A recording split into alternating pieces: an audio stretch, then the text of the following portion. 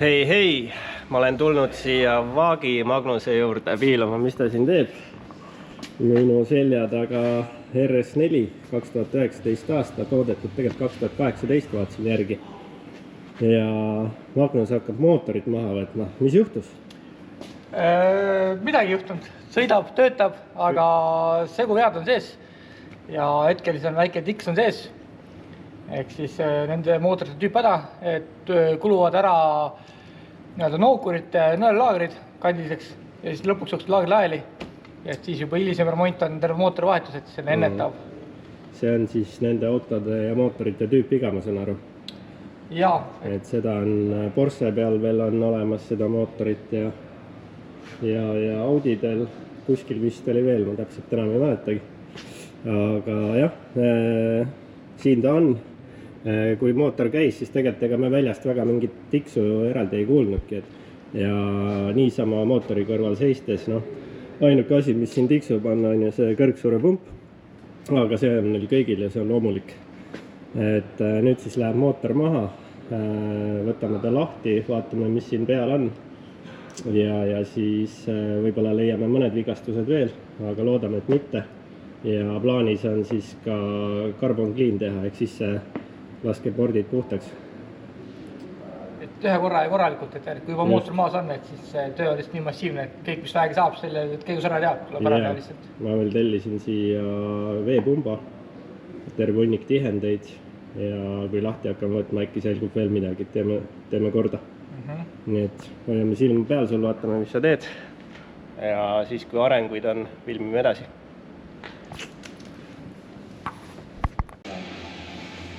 Kõin see ratas hakkab liikuma. Jaa, kes siin mõnel hästi õrnaks tunneb midagi, et võib-olla nagu takistab ja takerdub. Aga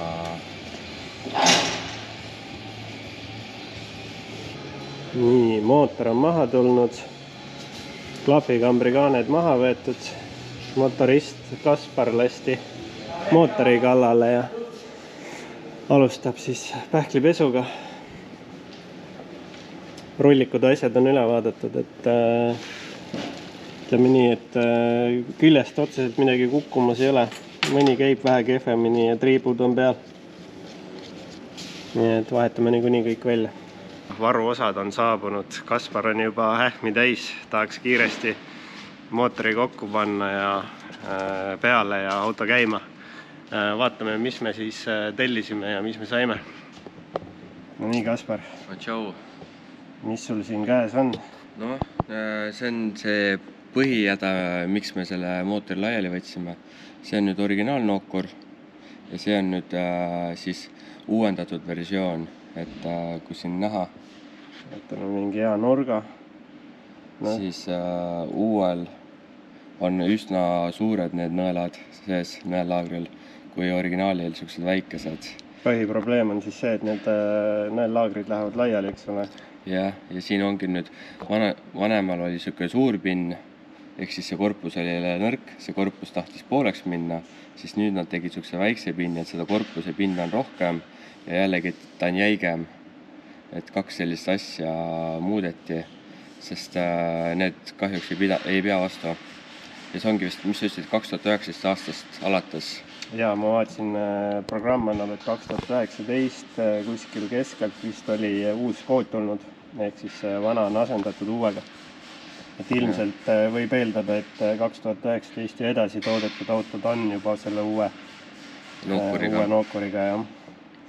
Et kuna meil on vähe vanem auto 2018 toodetud, siis me lihtsalt teeme selle töö praegu ära, et kuna ütleme nii, et kui internetist või YouTube'ist vaadata, siis see probleem on päris massiline.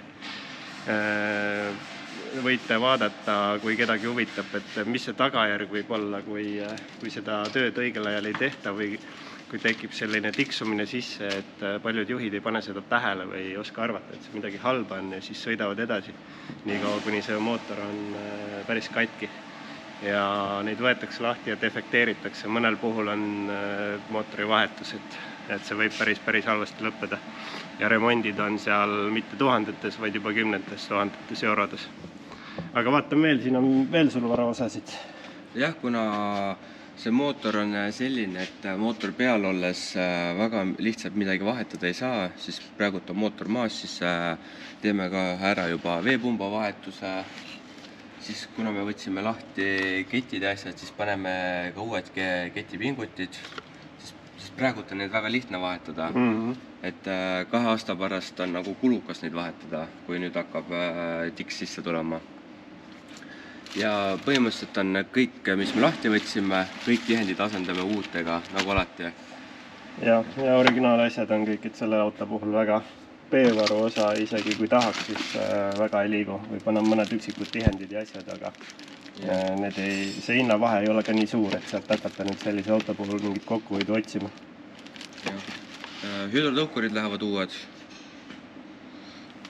Et vanu ei jätta midagi alles, kõik lähevad uued, et ei ole mõtet jätta või teha poolikut tööd. Teeme ühe korra ja hästi, nagu meil kombeks kipub olema. Ja mis sa vahepeal tegid, sisselaske puhtaks ära? Ja seal Magnusega koos puhastasime, Magnus puhastas seal detaile, ma puhastasin sisselaset ja no see vana silikoni eemaldamine, kõik selline, see on see aeganõudev töö, et kui sa ei tee korralikult puhtaks asju, siis sul võib mõne aja pärast lekkima hakata, sest seal ei tohi mingit sodi vahele jääda. Neid on eeltööd tehtud ja saad hoogsalt kokku laduma hakata ja jõudu sul. Jah, teeks.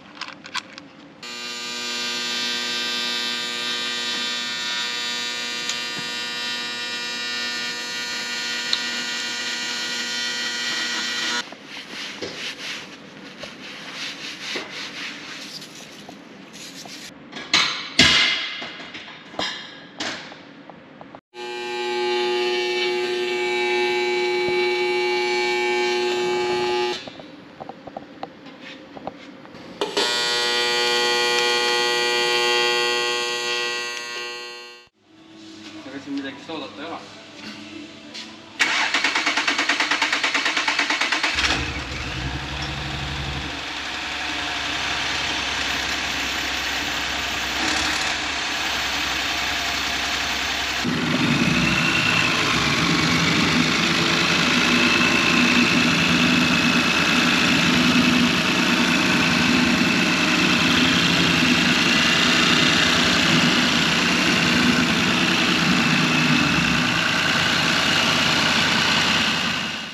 Audi RS4 on valmis, mootor on peal, käib, proovisõidud on tehtud, kõik on hästi.